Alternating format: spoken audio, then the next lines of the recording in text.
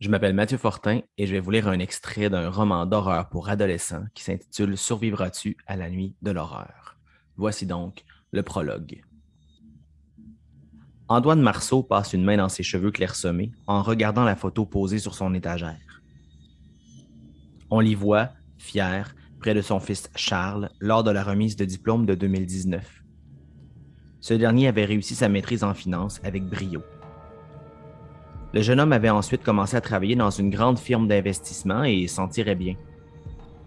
Tout était sous contrôle jusqu'en octobre 2019. Cette année-là, avec ses amis, Charles avait participé à une activité d'Halloween en forêt. L'entreprise qui organisait la nuit de l'horreur avait été négligente sur la sécurité. Charles s'était trouvé au mauvais endroit, au mauvais moment. Il n'était pas ressorti vivant de cet événement. Pendant des mois, Antoine avait tout tenté pour faire condamner Immersion Extrême, la compagnie responsable de l'activité.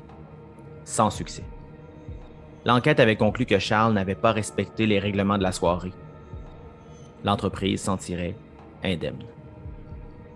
Antoine n'était pas d'accord. Quelqu'un devait payer pour la mort de son fils. Depuis ce moment, une soif de vengeance brûle en lui. Et ce soir, l'événement 2021 a enfin lieu. Antoine a convaincu les anciens amis de Charles de l'aider à perturber l'événement de cette année pour nuire à la compagnie et peut-être même l'obliger à fermer ses portes. Les responsables de la mort de Charles seraient punis cette fois-ci. Antoine a encore des contacts dans l'armée, du temps où il était soldat.